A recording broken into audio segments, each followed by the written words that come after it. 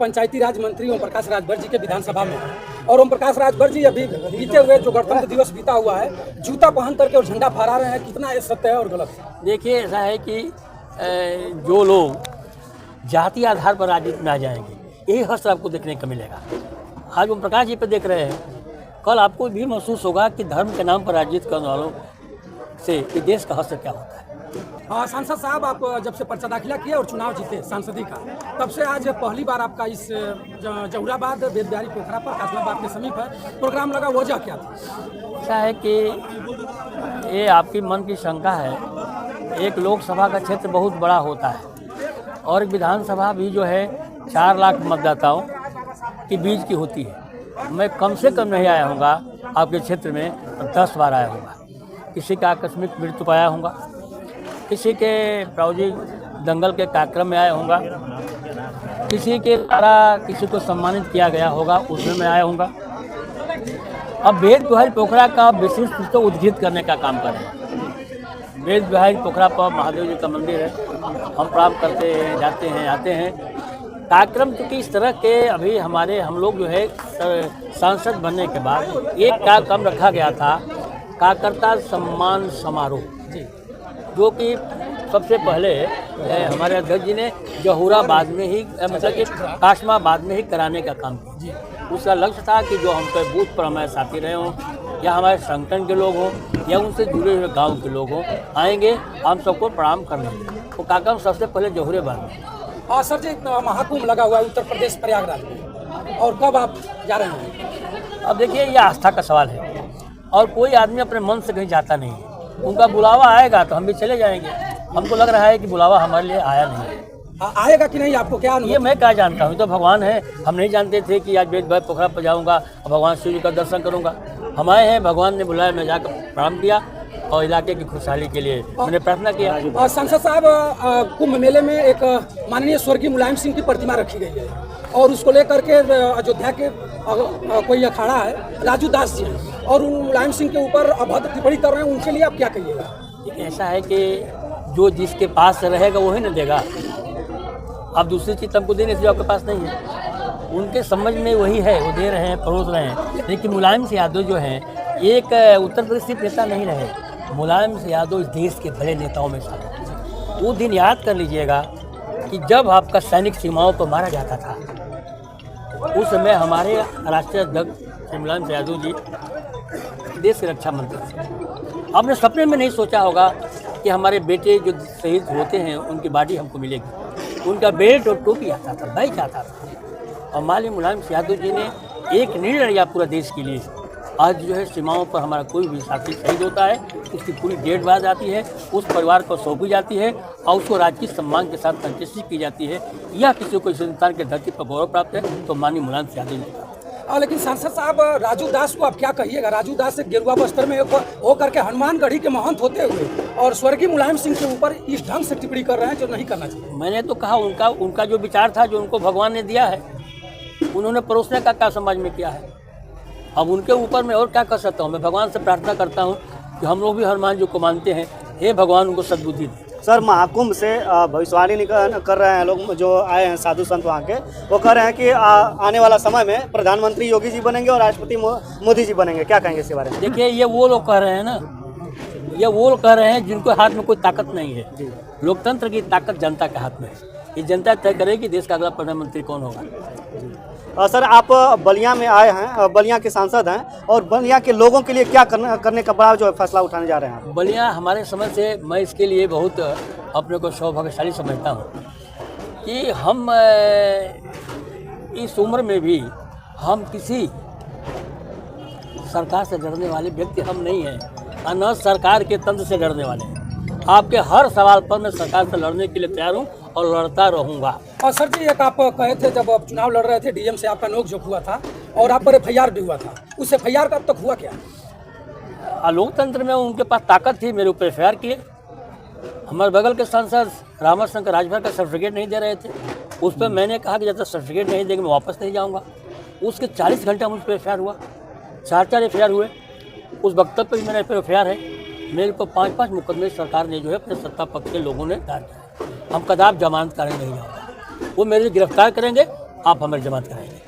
और सर जी, इस समय आप पंचायती राज मंत्री ओम प्रकाश राजभर जी के विधानसभा में हैं और ओम प्रकाश राजभर जी अभी बीते हुए जो गणतंत्र दिवस बीता हुआ है, जूता पहन करके और झंडा फहरा रहे हैं, कितना ये सत्य है और गलत है? देखिए, ऐसा है कि जो लोग जाति आधार पर राजनीति में आ जाएंगे, यही हर्ष आपको देखने को मिलेगा। आज ओम प्रकाश जी पे देख रहे हैं, कल आपको भी महसूस होगा कि धर्म के नाम पर राजनीति करने वालों से कि देश का हर्ष क्या होता है। हाँ सर जी, 2027 में क्या स्थिति रहेगी समाजवादी पार्टी की? 2027 में पीडीए की सरकार बनेगी। दुनिया को कोई ताकत की सरकार को बनने से नहीं रोक सकती। आप विपक्ष के लोग तो बता रहे हैं कि 2027 में फिर योगी बाबा की सरकार आएगी। ये तो विपक्ष जो है, जो सत्ता पक्ष है, सत्ता पक्ष का ही है, सत्ता पक्ष के लोग कहते रहेंगे, हैं? उनका काम है। जो जनादेश 2024 में प्राप्त हुआ, उसका आकलन लगा लीजिए कि सरकार किसकी आएगी। उपचुनावों पर मैं ध्यान नहीं देता। उपचुनाव जो होते हैं सत्ता पक्ष के होते हैं, आप पत्रकार साथी हैं, इसको आप जानते हैं। मिल्कीपुर में क्या होगा सर? मिल्कीपुर में अगर निष्पक्ष चुनाव होता है तो समाजवादी पार्टी लाखों वोट से चुनाव जीतेगी। अगर चुनाव का यही हथियार रहा जो उपचुनाव में आपको देखने को मिला है कि वोट जो है लोग नहीं डाले हैं बूथों पर और वोट पड़ा हुआ है, वहाँ उनके थानेदार वोट दे रहे हैं, उनके सिपाही वोट दे रहे हैं। वोट मांगने के लिए जो है वीडियो पर दबाव बनाया जा रहा है, वोट मांगने के लिए मनरेगा के अधिकारियों पर दबाव बनाया जा रहा है, वोट उनसे मंगवाया जा रहा है, खंड विकास अधिकारी से वोट मंगवाया जा रहा है, कोटदार को दबाव बनाकर वोट मंगवाया जा रहा है, कलेक्टर को दबाव बनाकर वोट मंगवाया जा रहा है। ये स्वस्थ लोकतंत्र का जो तरीका नहीं। अब विपक्ष के लोग बता रहे हैं, जिसे सत्ताधारी लोग बता रहे हैं कि जब समाजवादी पार्टी सत्ता में थी तो इसी तरह प्रशासन के डंडा से ही चुनाव जीतती थी, उसी को हम लोग दोहरा रहे हैं। समाजवादी पार्टी की सरकार में एक भी उदाहरण बता दीजिए कि उत्तर प्रदेश का कोई भी विधानसभा अध्यक्ष रहा हो, उसके परिवार या उसके पत्नी को जो है प्रमुख का फार्म भरने से रोका गया।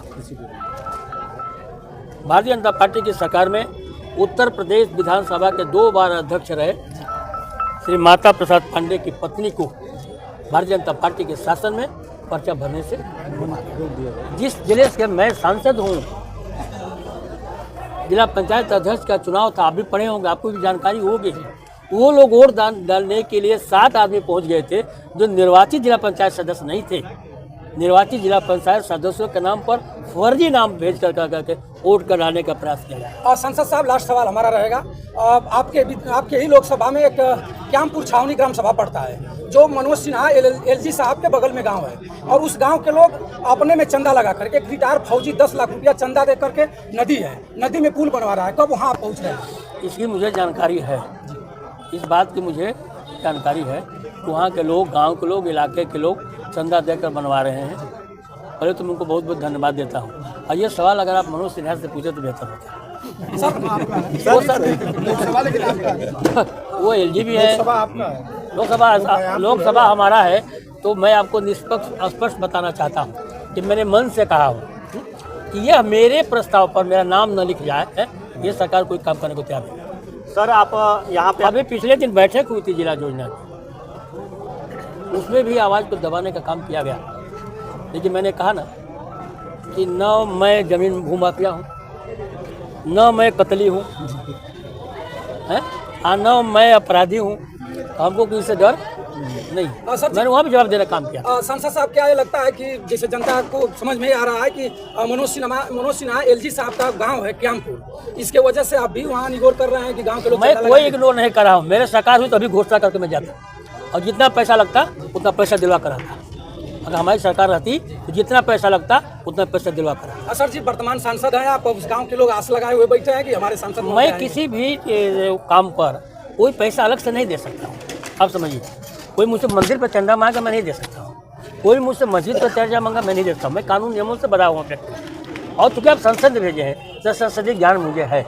अगर हमको भगवान ने ताकत दिया तो मैं भी उनकी मदद करने का काम करूँगा। और सर जी, पिछले सत्र में जो गाजीपुर जिला पंचायत सत्र में एक ओम प्रकाश राजभर जी के विधायक हैं बेदीराम जखनिया के, और किसी बात को लेकर के पूरे सभा में हल्ला हो गया, उनके लिए क्या? मेरा दुर्भाग्य सौभाग्य समझिए, मैं उस मीटिंग में नहीं था। जी सर, आप यहाँ पे आए हैं, बहुत सारे लोग जो है आपको एप्लीकेशन दिए हैं कि हमारी समस्या नाली की है, रोड की है और आवास की है, तो आप कब तक उनके आशाओं पे खड़े उतरेंगे? यही लोकतंत्र की खूबसूरती है कि लोग अपने सांसद से मिले, अपने नेता से मिले, अपनी बात रखें। लोगों ने अपनी बात रखा है, जो मेरे स्तर पर होगा वो मैं उसको पूरा करने का काम करूँगा। जो शासन स्तर का होगा उस शासन को मैं पत्र देने का काम करूँगा। और संसद साहब, आपके लोकसभा में एक और मामला है, और शेरपुर पड़ता है, आपके ही क्षेत्र में पड़ता है। और शेरपुर में हरजन बस्ती है जो बाढ़ पीड़ित लोगों को उठा करके कहीं रख दिया गया है, और वहाँ 28 घर हरजन लोग हैं, और जिसमें 14 घर आग के गोले में जल गया, एक महिला भी जल गई है। अब तक वो लोग उसी जाड़े के कड़े की कड़कती हुई ठंड में तड़पड़ा रहे हैं लोग। वहाँ भी आप थोड़ा बहुत बढ़िया आपने कहा। आपकी जानकारी के लिए बता देना चाहता हूँ कि मैं उस स्थान से जाकर लौट चुका हूँ। उसी स्थान से मैंने आपके कलेक्टर को फ़ोन किया कि आप इन 28 लोगों का आवास इसी आवास सूची में आप रखवा दीजिए। वहीं से मैंने पीडी को भी फ़ोन किया, इसलिए कोई छुपाने के लिए चीज़ नहीं है कि कोई भी दीवार हो, किसी की दीवार वहाँ पर नहीं। और मैंने अपने सदन में जो गाजीपुर की मीटिंग हुई थी उसमें भी मैंने पीडी और कार्रवाई बनाया। मैंने कार्रवाई कौन सा बनाया कि 28 के आवास इस वित्तीय वर्ष में दिए जाए। बिजली के सवाल पर मैंने अशासी अभियंता मोहम्मदाबाद को मैंने कहा कि आप यहाँ से 11,000 वोल्ट की लाइन जा रही है, आप जो है 10 kVA का ट्रांसफार्मर डाल करके वो उतार दीजिए, और उसमें भी कोई दिक्कत होती हो तो जितना पैसा आ सकता हो मुझसे मांग लीजिए, लेकिन बिजली काम 3 महीने में पूरा होना चाहिए। संसद साहब, गांव-गांव इसमें घरौनी बांटी जा रही है, और घरौनी की स्थिति है कि हमारी जमीन उनके पाले में और उनकी झोपड़ी उनके पाले में हो गया। इसके लिए आप लोग कुछ प्रयास करिए। यही तो स्वच्छ प्रशासन है, यही तो ईमानदार प्रशासन है। अगर प्रशासन ईमानदार है तो ईमानदारी से काम कर रहा है, थोड़ा तकलीफ होगी। तो सर आप लोग उसके लिए क्या कर रहे हैं? हम तो विरोध करते हैं, हमारा काम यही है। आप भी हमारे काम के लाभ भी हैं, आप अपना काम नहीं कर रहे हैं। सांसद अपना काम कर रहा है सदन में, चाहे रेलवे का प्रश्न हो चाहे आपको सड़कों का प्रश्न हो, लेकिन आप नहीं कर रहे हैं। आप सत्ता पक्ष में जो सत्ता के लोग चाहते हैं वो जो देश की मीडिया काम कर रही है। आपका दोस्त नहीं, आपका दोस्त नहीं है, आप उस मीडिया के अंतिम व्यक्ति हैं जहाँ आप तो स्वयं परेशान हैं, आप स्वयं परेशान हैं। अगर हमारे साथ अभद्रता हो रही है तो आपके साथ भी अभद्रता हो रही है। हमको आपको मिलकर इस समस्या के समाधान के लिए लड़ना चाहिए। और जीवन किसी का कोई नहीं जानता है कितने दिनों का होगा। जब तक आदमी जीवित रहे, अपने बात को जिम्मेदारी दी गई है उसके लिए आवाज़ उठाते रहे, यही हमारी आपकी जिम्मेदारी बनती है। मीडिया पूरी जिम्मेदारी नहीं उठा रही है, आप कहते ये मीडिया इस मामले में नहीं, देश के किसी माने में अगर लोकतंत्र के चौथे स्तंभ हैं, आप वही कर रहे हैं, वही दिखा रहे हैं जो सत्ता चाह रहे हैं। ये सारे मीडिया वालों के लिए, सारे मीडिया वालों के लिए।